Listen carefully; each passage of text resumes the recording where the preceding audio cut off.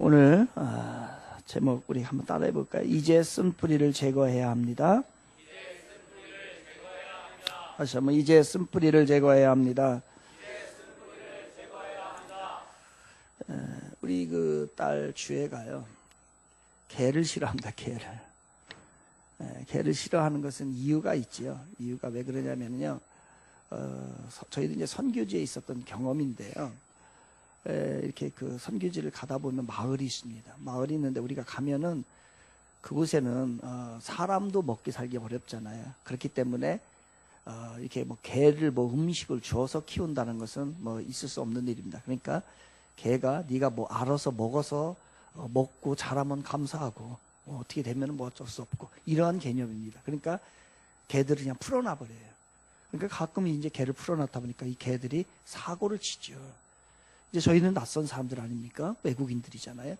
그럼 그 마을에 이렇게 지나가면은 개들이 막 달려듭니다. 이제 주일날 그랬던 거죠. 이제 저희들이 가고 있는데 주애가 이제 뒤에 따라오는데 이 개가 뒤에서 막 우리 딸을 따라온 거예요. 그러니까 얘가 겁에 질려가지고 그 개에게 물릴 뻔한 기억이 이 아이에게 있습니다. 그 이후로 우리 주애는 개 하면은 싫어해요. 개는. 이거를 말을 뭐라 하냐면 트라우마, 상처라고 하죠. 쓴 뿌리라고 얘기를 합니다. 한 여고생이요, 삼촌한테 성폭행을 당했어요. 그 삼촌이 집에 놀러 왔다가 이 아이가 잠자는데 성폭행을 했습니다. 이 상처가 지워지지가 않는 거예요. 그래서 성인이 되어서도 남자를 가까이 하지 못합니다. 결국은 결혼을 하지 못하고 혼자 살아가야 되는, 그러면서도 남자에 대한 증오심이 해결이 안 되는 그런 삶을 살아가는 사람을 봤습니다. 한 사모님의 이야기입니다. 이분은 외삼촌으로부터 성폭행을 당했어요. 그러니 이 사모님을 만났는데 어딘가가 어두워요. 나중에 보니까 그러한 일이 있었던 거죠. 그 이후로, 그 성폭행을 당한 이후로 남자를, 사람을 가까이 하지 못합니다. 그러다가 목사님을 만났네요. 결혼이라는 걸 하긴 했습니다. 근데 문제는 이 교회 생활을 하는 데에 사람과의 관계가 이루어지는 거 아니에요. 그러니까 정상적인 사역을 하지를 못하게 되는 겁니다. 그래서 그 교회가 정상적인 교회가 될 수가 없는 거죠. 바로 상처가, 한 번 받은 상처가 그렇게 쉽게 해결이 되지 않습니다. 창세기 4장 23절에 보면은 가인의 후예인 라멕에 대한 이야기가 나옵니다. 라멕에. 그 라멕이라고 하는 사람이 이렇게 고백을 해요. 제가 읽어드릴게요. 라멕이 아내들에게 이르되 아다와 실라여 내 목소리를 들으라. 라멕의 아내들이여 내 말을 들으라. 나의 상처로 말미암아 내가 사람을 죽였고 나의 상함으로 말미암아 소년을 죽였도다 나옵니다. 이 라멕이라고 하는 사람이 자신의 상처가 있었어요. 그 상처에 대해서는 정확하게 이야기하지 않습니다. 자기가 모를 수도 있어요. 근데 그 상처가 크기 때문에 그 상처가 얼마나 컸으면은 사람을 죽였을까요? 이 라멕은 상처로 인하여 사람을 죽인 겁니다. 우리가 가지고 있는 이 상처는 자신뿐만 아니라 타인에게도 불행을 만드는 도구가 되는 것입니다. 근데 더 놀라운 거는요, 이 라멕의 상처는 그 조상 쭉 올라가면 가인으로부터 또 시작이 됩니다. 가인의 후예거든요. 그러니까 가인도 상처가 있는 사람이에요. 예배를 잘못되고 신앙에 상처가 있고 사람과의 관계에 상처가 있고 형제지간에 상처가 있는 사람이에요. 그래서 정상적인 삶을 살지 못하다가 떠나게 되지요. 그러나 그 후에 그 상처가 자식에게까지 이어져서 그 후예인 라멕도 나중에는 사람을 죽이는 일을 하게 됩니다.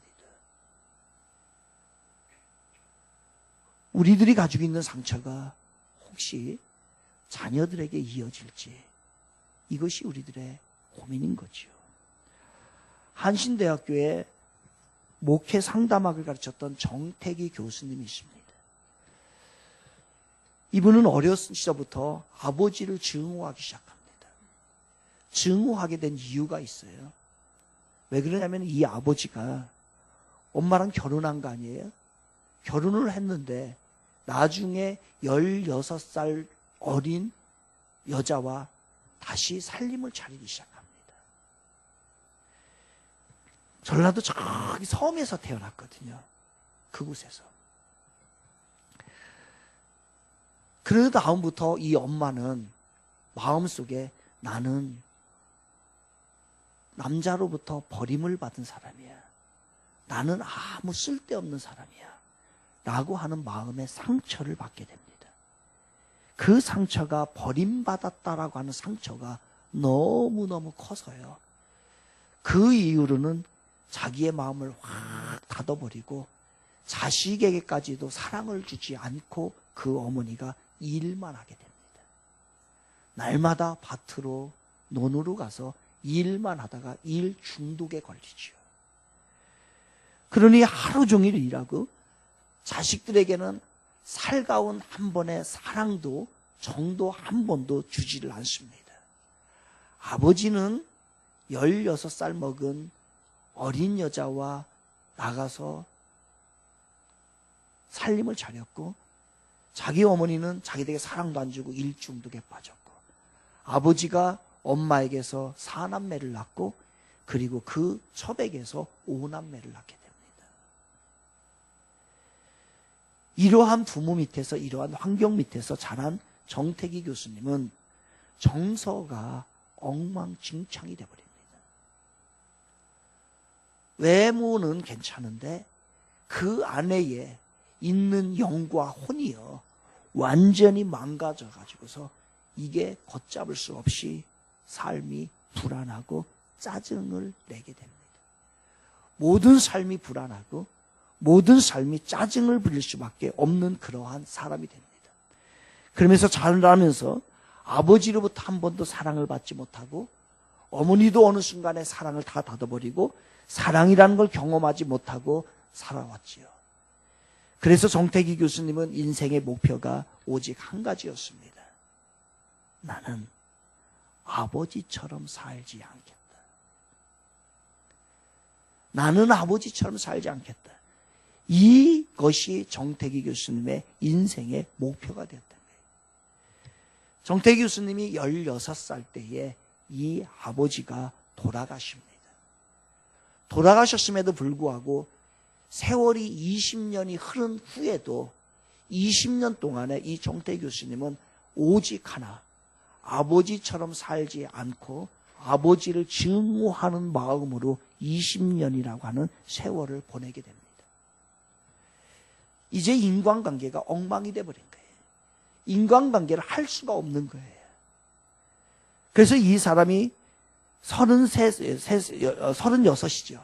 20년이 흐른 36에 이제 새로운 삶을 시작을 하기 전에 이 사람들과 인간관계가 다 무너져 버리는데 별명이 붙기 시작합니다.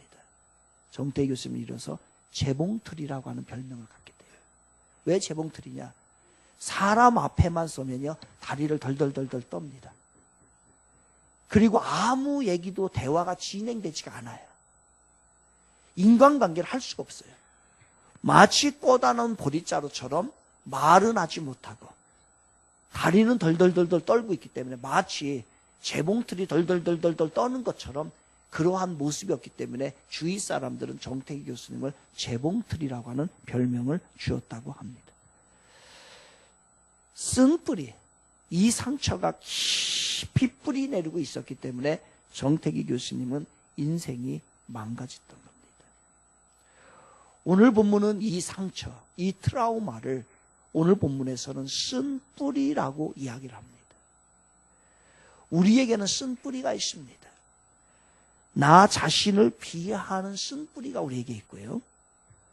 음란의 쓴뿌리가 우리에게 있고요. 열등의식에 대한 쓴뿌리가 우리 안에 있습니다. 교만의 쓴뿌리가 있고 어떤 사람은 거짓말의 쓴뿌리가 있어요. 어떤 분은 혈기의 쓴뿌리가 있습니다. 이거 쓴뿌리 상처예요. 폭력적입니다. 그리고 술, 담배, 마약의 쓴뿌리도 우리 안에 있습니다. 돈 쓴뿌리도 있습니다. 자식에 대한 쓴뿌리도 우리에게 있습니다. 학력에 대한 쓴뿌리도 우리 안에 있죠. 심지어는 건강의 쓴뿌리도 있어요. 우리 집안이 단명했다. 일찍 죽더라 이거예요. 그래서 그것에 대한 쓴뿌리를 갖기 시작합니다. 그래서 건강에 대해 지나치게 집착을 하고 그것이 뿌리가 되어버린, 쓴뿌리가 되는 그러한 모습이 있는 거지요. 이것을 그냥 방치해 두게 되면 이거는 자라기 시작을 합니다. 그래서 더 나를 괴롭히고 더 나를 어둡게 만들고 더 불행하게 만드는 것이 이 쓴뿌리인 것입니다. 이 쓴뿌리는 이 초대교회의 성도들에게 신앙의 걸림돌로 작용을 시작합니다. 교회에 가면은 많은 사람들이 상처를 받아서 상처를 가지고 있기 때문에 공동체에 들어와서 정상적이고 건전한 신앙생활을 하지를 못하는 거예요. 그래서 초대교회의 이 공동체 내에 많은 사람들이 쓴뿌리를 가지고 있었어요. 그래서 교회에 와서 건강한 신앙생활을 하지를 못하고 이 공동체 내에서도 융화를 이루지 못하는 사람들이 생겼다는 거예요. 그게 초대교회 때에 그 사람들이 가지고 있었던 쓴뿌리였던 겁니다. 이 쓴뿌리는 자신을 스스로 괴롭히기 시작하고요. 그것으로 인해서 나의 쓴뿌리로 인해서 다른 사람에게 악영향을 주기 시작합니다. 이 쓴뿌리는 모든 사람과의 관계 속에서 화평을 빼앗아갑니다. 그 사람만 있으면 문제가 발생을 해요. 그 사람만 있으면 다툼이 일어납니다. 그 사람만 있으면 여러 가지 어려운 일들이 발생을 해요. 왜 그러냐? 그 안에 뭐가 있다고요? 쓴뿌리가 있어서 그래요. 상처가 있는 겁니다. 이 쓴뿌리는 교회 생활을 못하게 합니다. 더 나아가서는 이 쓴뿌리가 깊으면은 하나님의 은혜가 내려와도 그 은혜를 체험을 하지를 못하기 시작합니다. 그래서 오랫동안에 교회 생활을 했음에도 불구하고 하나님의 은혜가 무엇인지를 경험하지 못하는 것은 그 사람 안에 무엇인가 상처가 가득하게 남아있기 때문에 그것이 장애가 되는 겁니다. 문제는 이러한 상처, 이러한 쓴뿌리가 저를 비롯해서 우리 모두에게도 다 있다는 사실이에요. 그것이 크고 작음의 정도의 차이이지요. 심지어는 이 상처는, 이 트라우마는, 이 쓴뿌리는요, 대통령에게도 있습니다. 박근혜 대통령이 이 상처, 트라우마가 있었어요. 그것은 오래전에 아버지가 자기가 가장 신뢰하는 사람으로부터 배신을 당하고 총에 맞아 죽는 사건을 경험을 하게 됩니다. 그래서 이 어린 나이에 그것을 봄으로 인하여서 이 사람에게는 상처가 생기기 시작합니다. 그래서 그 충격이 얼마나 컸던지 그 한 여자의 마음은 문을 닫아버리기 시작을 하고 이제 다짐을 하죠. 절대로 사람을 믿지 않겠다. 그리고 제2인자를 절대로 두지 않겠다. 이것은 그녀에게 쓴뿌리로 작용한 겁니다. 그것이 비선실세라고 하는 비선실세만을 의지하는 그러한 계기, 하나의 계기가 되었던 거죠. 결국 이 한 여인의 쓴뿌리가, 이 상처가 한 나라를 어지럽게 만들고 지금도 우리나라는 그것의 영향권 안에 있는 상태가 된 것입니다. 이 쓴뿌리를 제거하지 않으면 이 쓴뿌리는 계속해서 자라기 시작합니다. 그래서 더욱 나를 괴롭힐 것이고, 그리고 종국에는 가정을 파괴할 것이고, 그리고 교회를 힘들게 만들 것이고, 그리고 더 나아가서는 마치 가인의 쓴뿌리가 라멕에게 이어졌던 것처럼 자식까지도 고통을 당하게 되는 그러한 쓴뿌리가 될 수 있다는 겁니다. 그래서 우리는 이 쓴뿌리를 이제는 제거하셔야 합니다. 오늘 이 시간에 주님이 은혜를 여러분에게 부어주셔서 이 쓴뿌리가 제거되는 은혜가 여러분에게 임하기를 주님의 이름으로 축원을 드리겠습니다. 쓴뿌리가 제거돼야 돼. 어떻게? 보겠습니다. 다윗이라고 하는 인물이 있습니다. 다윗은 국가의 영웅이었습니다. 그리고 한 왕에게는 충직한 부하였습니다. 그런데 그렇게 내가 충성을 다했는데, 왕에게 충성을 다했는데 그 왕은 나를 죽이려고 합니다. 그 시기심으로 인해 가지고서 나를 죽이려고 합니다. 그래서 다윗은 들로, 산으로, 나중에는 굴로, 사람들이 없는 곳으로 도망 다녀야 되는 신세가 되었습니다. 심지어는 나중에는 그 나라에서 살 수 없기 때문에 외국으로 망명을 요청하는, 망명을 가게 되는 그러한 상황이 되었던 거예요. 먹을 것이 없어졌습니다. 입을 것이 없습니다. 그리고 잠잘 곳만도 만만치 않습니다. 그래서 동굴을 찾아가야 되는 그러한 걱정이 있었고요. 그리고 가족을 떠나서 유리 걸식해야만 했던 그러한 다윗의 삶이 되었던 거죠. 다윗의 상처는 너무 컸습니다. 자기가 그렇게 충성을 다했는데, 자기가 그렇게 모든 것을 다 바쳤는데 그것을 은혜로 여기지 않고 오히려 나를 죽이려 하다니, 이것은 있을 수 없는 일이고 다윗에게는 너무너무나 쓴뿌리였습니다. 그러던 어느 날 이 다윗이 동굴에 숨어 있었습니다. 마침 나를 죽이려고 찾아다니던 그 사울 왕이 용변을 부려고 밖에서 그 동굴로 들어오게 됩니다. 여러분이 아시는 대로 밖에서 환한 곳에서 갑자기 어두운 곳에 가면은 잘 안 보이지요. 그러나 어두운 곳에 계속 있었던 다윗은 그 모든 상황을 다 점검하게 됩니다. 절호의 찬스입니다. 손만 뻗으면 죽일 수 있는 그 위치까지 사울이 왔음에도 다윗을 감지를 하지 못합니다. 칼을 뽑아 그냥 손만 내밀면 자기가 받았던 그 큰 상처를 한 번에 해결할 수 있는 절호의 찬스입니다. 그때에 부하들이 다윗의 귓가에 이렇게 얘기합니다. 장군님, 우리가 받은 상처가 얼마입니까? 저 사람 죽입시다. 해결합시다. 제가 하겠습니다. 그때에 다윗도 칼을 뽑아 죽일 수 있는 상황이었지만 그 모든 부하들의 행동을 저지하고 이렇게 이야기합니다. 아니에요. 저 사람은, 저 왕은 하나님이 기름 부은 자예요. 내가 할 수 있는 일이 아닌 것이야. 칼 꽂아. 내가 되면 하나님이 알아서 하실 것이야. 칼로. 다윗은 그 사울왕, 자기에게 평생에 큰 상처를 주었던 그 사울왕이 앞에 있음에도 불구하고 털끝 하나 건드리지 않고 그 모든 상황을 하나님 앞에 맡겨드립니다.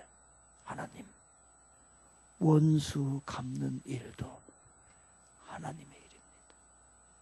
내가 할 수 있는 일이 아닙니다. 하나님이 하시옵소서.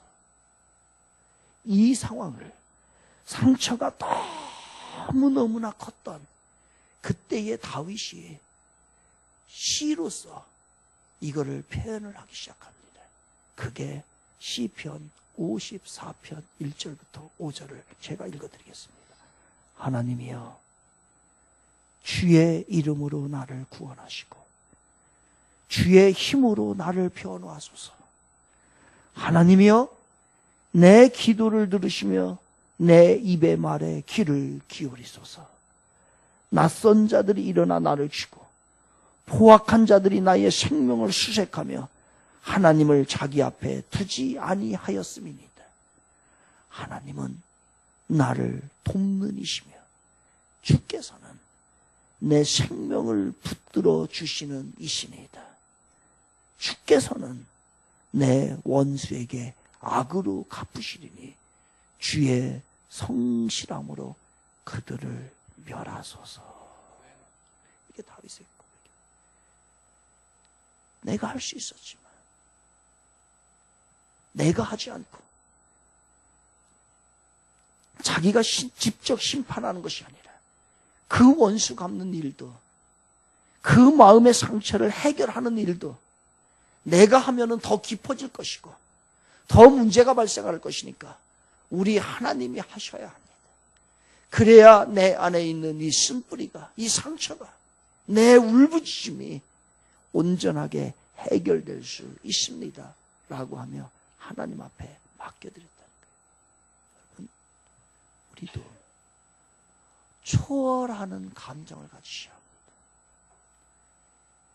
내 감정을 초월해서 하나님 앞에 맡겨드릴 수 있는 초월하는 감정이 우리들에게는 필요한 거예요. 그의 마음은 그 이후에 상처받은 마음이 다 치료가 됩니다. 심지어는 다윗이 죽게 됩니다. 다윗이 죽었을 때에 그 모든 것이, 그 상처가 다 하나님이 치료해 주시니까 그 다윗은 그 사울의 죽음 앞에서 진심으로 애도를 하며 슬퍼 울게 되었던 거죠. 바로 이게 상처가 치유된 자에 하나님께서 치유해 주셔서 자유의 마음을 주신 그 마음, 그 삶의 모습을 이야기하고 있는 겁니다.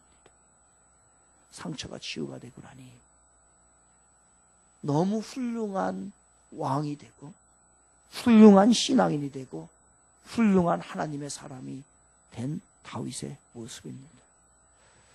사랑하는 청지기의 성도 여러분, 내가 상처를 해결하려고 하면, 내가 원수를 갚으려고 하면 우리는 그 상처가 더 깊어지게 되고 우리는 거기에 몰입하게 됩니다.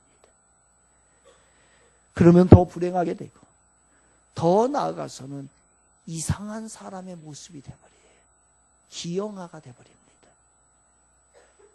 정상적인 상식으로 이해할 수 없는 사람의 행동을 하게 돼요.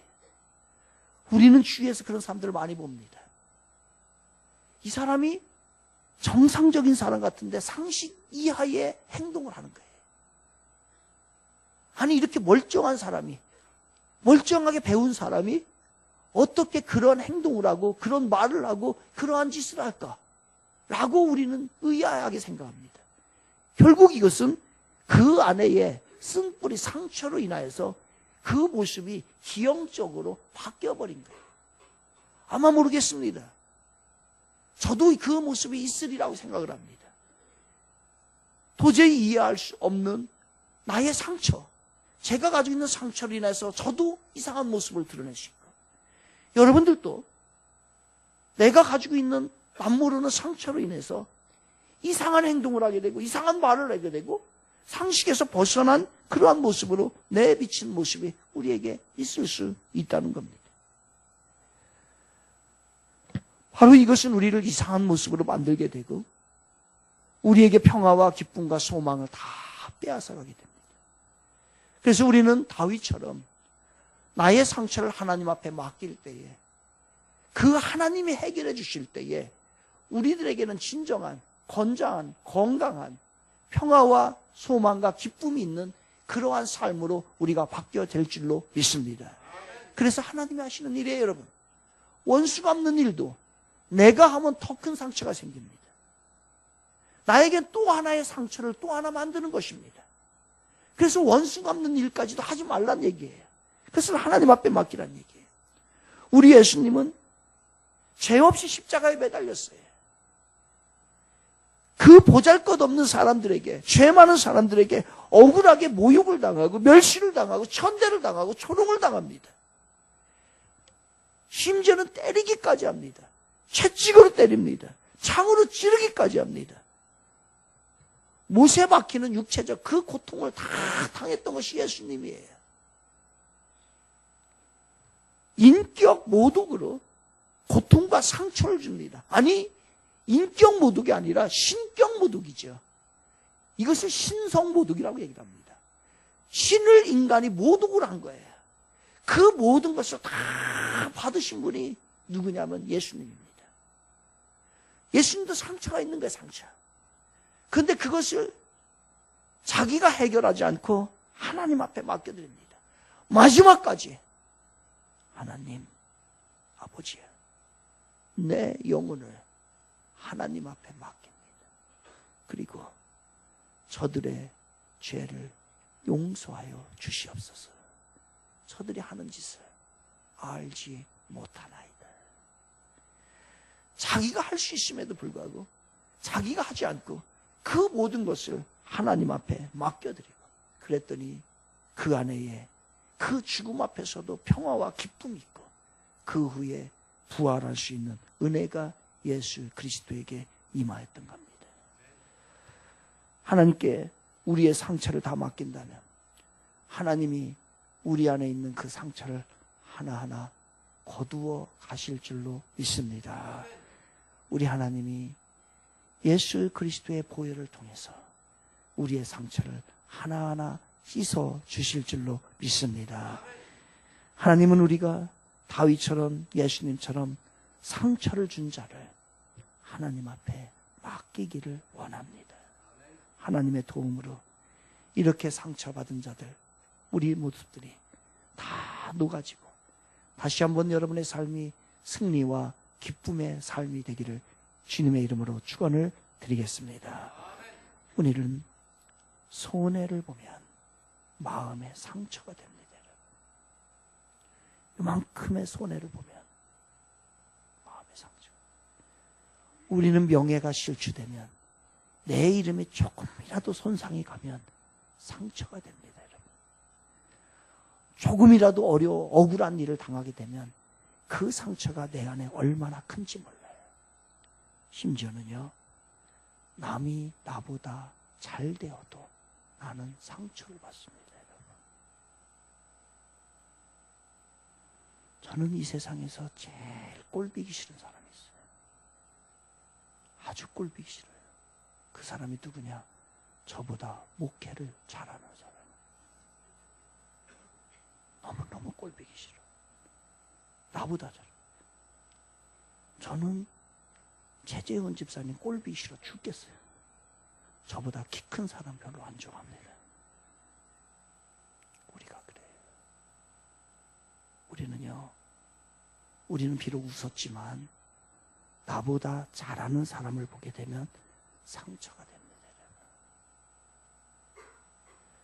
그래서 자랑하지 말라는 거예요. 자식 자랑하지 말라는 거예요. 왜? 그것으로 인해서 상대방은 상처를 받을 수가 있다는 거예요. 내가 자랑하면 다른 사람이 상처가 됩니다, 여러분. 그게 저를 비롯해서 우리 모두의 마음이에요. 남이 나보다 앞장서 가잖아요. 나보다 더 잘하잖아요. 나보다 공부 더 잘하잖아요. 나보다 돈 더 잘 벌잖아요. 그러면 그 사람을 보면 존경하고 도전이 되는 게 아니라 상처부터 와요.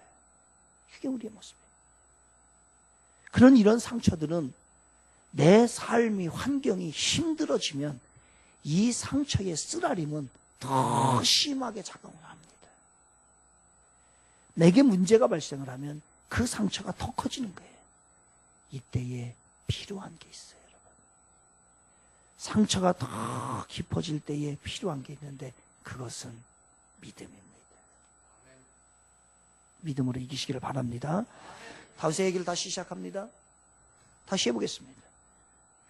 다윗은 그 후에 왕이 됐는데 아들 중에 압살롬이라고 하는 사람이 있습니다. 이 압살롬이 반역을 일으킵니다. 아버지를 죽이겠다는 거예요. 아버지를 죽이고 자기가 왕이 되겠다는 거예요. 왕권을 찬탈하겠다는 거예요. 여러분, 이거 어디다 얘기해요? 아버지와 아들의 싸움을 어디에다 얘기를 해요? 다윗은 얼마나 부끄럽고 얼마나 처참하고 얼마나 큰 상처를 받았겠습니까? 다른 사람도 아니고 적군도 아니고 자식놈이 반역을 하고 있으니 이 상처가 얼마나 컸겠어요. 그런데 놀라운 거는요, 다윗은 이런 상황에서도 절대로 마음이 약해지거나 상처받지를 않습니다. 여전히 당당해요. 여전히 자신감 있어요. 왜요? 왜 그렇게 할 수 있어요? 왜 내가 상처 가운데서도 나는 당당할 수 있어요? 예, 이유가 있습니다. 하나님이 자신을 도와주셔서 궁극적으로는 그 모든 일을 이기게 하실 거라는 하는 하나님에 대한 확신 있는 믿음이 다윗에게는 있었기 때문에 그거는 문제가 되지 않았던 것입니다. 여러분에게도 이 확신이 있기를 주님의 이름으로 부탁을 드리겠습니다. 그래서 아들에게 쫓겨다니던 그 가장 어려운 시기에, 가장 상처가 많던 그 시기에 다윗은 하나님 앞에 이렇게 기도하는 거예요. 뭐라고 기도합니까? 그거는 시편 28편에서 또 기도를 이렇게 얘기를 하고 있어요. 그들은 여호와께서 행하신 일과 손으로 지으신 것을 생각하지 아니하므로 여호와께서 그들을 파괴하고 건설하지 아니하시리로다. 여호와를 찬송하며, 지금 상처를 엄청나게 받았는데 그 속에서 절망하지 않고 뭐 했다는 거예요? 하나님을 찬송하며 내 간구하는 소리를 들으심이로다. 여호와는 나의 힘과 나의 방패이시니 내 마음이 그를 의지하여 도움을 얻었도다. 그러므로 내 마음이 크게 기뻐하고 내 노래로 그를 찬송하리로다. 이게 다윗의 그 말할 수 없는 그러한 상황에 처했을 때에 다윗의 기도입니다. 여러분, 저도 이 땅에서 한 번도 입 밖으로 내지 못한 상처가 제 안에 있습니다. 여러분도 있을 거예요. 부끄러워서, 도저히 부끄러워서 가족에게도 말하지 못하는, 아무리 친해도 말하지 못하는 상처가 우리 안에 있어요. 그런데 다윗은 이것으로 인하여서 삶을 포기한 게 아니에요. 어떻게 했어요? 승리에 대한 확신을 가졌던 것입니다. 왜요? 하나님이 도와주시면, 하나님이 함께 하시기 때문에 그 모든 것을 이길 것이라고 하는 확신이 다윗에게 있었던 것입니다. 이것이 여러분의 삶 가운데도 있기를 바랍니다.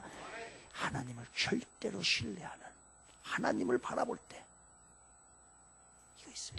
여러분, 이 정도 자존감이 있어야 돼요. 이거 없습니까? 한번 저 따라 해보겠습니다. 하나님은 내 편입니다. 다시 한번, 하나님은 내 편입니다. 옆 사람께 얘기하세요. 하나님 당신 편 아닙니다. 하나님이요. 여러분, 이 정도 자존감 없어요? 이 정도 선민의식 없습니까? 이거 없이 어떻게 믿음 생활해요? 하나님이 내 편이시고, 하나님이 나와 함께 하시고, 하나님이 나를 사랑하시고, 나를 구원하시고, 나를 영원토록 지켜 보호해 주실 그 하나님이 계시다는 거, 그 하나님 나의 아버지시라는 거, 그리고 나는 그의 자녀라는 거, 이 확신이 없이, 이 정도의 어떠한 그런 고백 없이 어떻게 신앙생활해요? 하나님은 절대적으로 내 편입니다. 다윗은 그걸 고백하는 거예요. 이 고백을 하는 자에게 하나님이 은혜를 주시고 해결해 주시는 거예요. 그 다윗이 인생이 캄캄할 때, 인생이 절망 가운데 있을 때 하나님께서 나를 붙드시고 승리케 해 주실 것이다. 지금 이 상황, 이 시를 시편 28편을 고백할 때는요, 이게 해결된 게 아니라니까요. 부끄러워서 창피해가지고서 말도 못할 상황이에요. 말도 못할 상황이에요. 그 상황 가운데 하나님 앞에 기도를 올려드렸더니 나중에 어떻게 돼요? 이게 전화위복의 기회가 되는 거예요. 그래서 이전보다 더 강하게 하시고 원수들 다 물러가게 해주시고 하나님의 견고한 왕권을 다윗에게 허락해 주시고 그래서 다윗이 하나님의 위대한 사람이 되신 줄 믿으시기 바랍니다. 사랑하는 청지기 성도 여러분, 사람들은 어려움 겪으면요 금방 상처나요. 금방 죽니 사니 이러니만 죽어야 되겠느니 포기해야 되겠느니 이런 마음이 우리에게 있어요. 조금만 손해봐도 조금만 잃어버려도요 우리에게는 이 쓴뿌리가 막 요동을 쳐버립니다. 내 안에 있는 쓴뿌리가 막 요동을 쳐가지고 나를 막 견딜 수 없도록 만듭니다. 그러나 분명히 믿으시기 바랍니다. 하나님은 더 좋은 것을 주실 줄로 믿습니다. 그것이 저나 의복의 기회가 되어가지고서 전 100% 믿어요. 전 100% 믿습니다. 우리 딸내미 주애가 다리가 똑 부러졌어요. 학교 다닐 때. 오히려 잘 됐다 했어요. 잘 됐다. 왜? 우리 아이가 오랫동안에 중학교 때부터 이게 외국 생활했잖아요. 마음에 얼마나 상처를 받았겠어요. 얼마나 외롭겠어요. 집에서 엄마 아빠 둘이 있는 꼴을 못 봅니다. 와가지고서 거기 와가지고 부비는 하고 그 마음에 그 어린 애가 그 혼자 살면서 견뎌나면서 여러분 외국 생활 해보신 분은 알 거예요. 녹록하지 않다는 거예요. 기댈 데가 없다는 거예요. 그러니 얼마나 그 외로움이 거기서 그 기회에 다리 부러진 김에 1년 휴학해서 같이 좀 마음도 나누고 가족의 사랑도 덧겠고 오히려 잘 된 거예요. 하나님 다리를 똑 부러뜨린 거예요. 그래서 제가요 새벽에 예배에 갔다 오잖아요. 이놈이 자고 있습니다. 자고 있으면 하루도 제가 빠지지 않고요. 어떻게 하는지 아십니까? 가서 자는 애를 손을 꽉 잡고요. 제가 막 부빕니다. 그리고 손에다 손등에다가 제가 뽀뽀를 해줘요. 그리고 얼굴을 제가 막 쓰다듬어줘요. 그럼 얘는 그게 행복한가 봐. 막 자면서도. 그럼 제가 발걸음 오기만 하면은 이제 손을 내밀어요. 본능적으로 정말. 그게 무슨 얘기겠어요? 이 주애가 일부 예배 있어가지고 이 얘기는 안 했습니다. 처녀 아니에요, 처녀. 그런데 제가 일부러 그렇게 해요. 왜? 이 아이가 살면서 그 땅에서 부모를 떠나서 있는, 가족을 떠나서 있을 때 얼마나 상처와 얼마나 괴로움과 외로움이 가득했겠냐고요. 그거를 치유해줘야지. 그거를 싸매줘야지. 할 수 있는 건 누구예요? 그러니까 시간만 나면은 만져주고 손잡고 걸어갈 때도 손잡고 가고. 이쁘다 내 새끼. 정말 그럽니다. 참 내 새끼 이쁘다 이쁘다. 왜 그게 치유가 되지 않으면은 정상적인 삶을 살 수가 없는 거예요. 여러분, 혹시 여러분의 상처를 내어놓고 기도해 보신 적 있으십니까? 하나님, 살아계신 하나님, 제가 이러한 상처를 가지고 있어요. 하나님 앞에 드립니다. 하나님 치료 좀 해주세요. 여러분 이렇게 해보신 적 있으십니까? 혹시 여러분 우리의 자녀들이 얼마나 많은 상처를 받았을까 여러분 고민해 본 적 있습니까? 먹을 거 주니까 잘 살겠지. 학교 보내주니까 아무 문제 없겠지. 키가 쑥쑥 자라니까 얘 잘 자라는 거겠지 라고 생각을 하며 사셨습니까? 혹시 우리의 자녀들이 가슴에 어떤 고민을 가지고 있고 어떤 불안함을 가지고 있고 어떤 쓰라림이 있는지 그것을 고민하며 하나님, 우리 자식 새끼, 내 핏덩어리, 하나님 이러한 혹시나 상처가 있지 않을까 하나님 앞에 내어드리며 기도해 보신 적 있으십니까?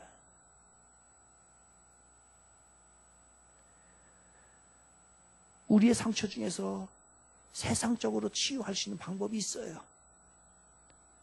그러나 많은 상처들은요, 우리가 가지고 있는 이 쓴뿌리들은요, 세상적인 치유 방법이 없습니다.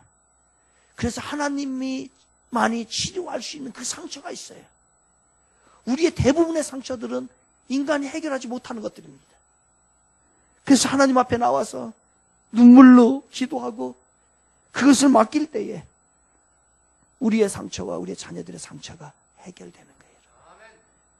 기도할 때에 우리 하나님은 치료의 하나님이 되어 주십니다.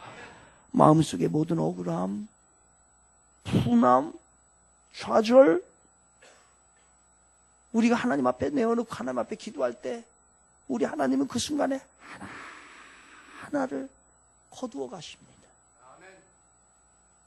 주의 전능하신 능력으로 하나하나 거두어 가시고 예수 그리스도의 보혈로 그 피로 깨끗하게 씻어 주십니다.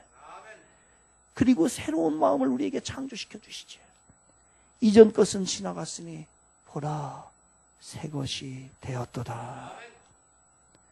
우리 하나님은 나의 상처가 치유되기를 원하십니다. 우리 하나님은 우리가 믿음으로 상처를 맡기기를 원하십니다. 우리 하나님은 기도로 우리 상처가 치유되기를 원하십니다. 우리 하나님은 우리가 상처를 다 치유받아 여러분의 얼굴에 근심이 사라지고 기쁨이 임하고 당당하게 멋지게 주님의 일도 감당하고 믿음의 사람으로 세워지기를 원하고 계십니다. 이게 우리 주님 거예요. 그 주님 앞에 맡기세요. 송태기 교수님 나머지 이야기하고 설교를 마치려고 합니다. 33살이 되었습니다. 16살 때 아버지를 잃고 20년간 증오의 삶을 사는 36살 때 미국에서 유학을 하고 있었습니다.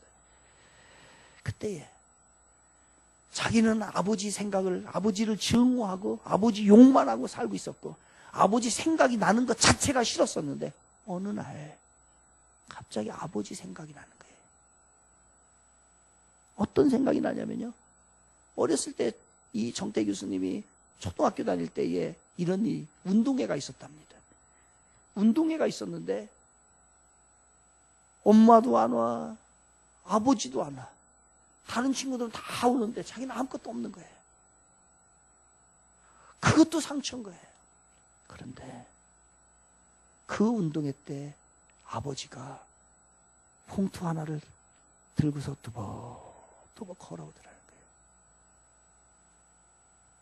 이 아버지가 자기 아들이 운동회를 한다는 걸 알고 섬에 살으니까 무태 나가서 참외를 5개를 사다가 봉투에 넣어가지고 우리 새끼 주려고 그거를 들고서 정택이 그 아들에게 주고 그냥 가버린 거야. 아무 소리 없이. 그때는 그 어렸을 때는 그것도 싫었던 거예요. 더 상처가 된 거예요. 말이라도 하지. 근데 한 말씀도 안 하시고서 그냥 가더라고요.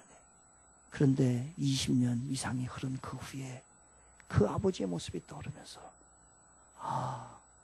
그것은 아버지가 나를 사랑한다고 하는 소리 없는 사랑의 표현이었구나. 이게 느껴지는 순간 36살 미국에서 통곡을 하며 눈물을 흘리며 회개를 했다는 거예요. 그랬더니 마음속에 가지고 있었던 그 쓴뿌리가 다 뽑아지고 그것을 하나님이 쭉 가져가시는 느낌이 나고 나니까 아버지에 대해서 용서를 하게 되고 아버지를 사랑하게 되고 그동안에 자기를 그렇게 괴롭혔던 그 쓴뿌리가 제거되고 나니까 인생이 새로워지더라는 거예요. 그래서 기쁨이 생기고 자유가 생기고 그리고 하나님 앞에 새롭게 회복되어서 쓰임을 받게 되고 인생이 새로워지고 그러한 모습으로 거듭났습니다. 사랑하는 여러분, 쓴뿌리 주 앞에 맡깁시다. 다 제거되어서 우리의 삶이 더욱더 건강하고 기쁘고 희락이 넘치고 주님 앞에 존귀하게 쓰임받는 사랑하는 우리 모두 되시기를 주님의 이름으로 축원을 드리겠습니다.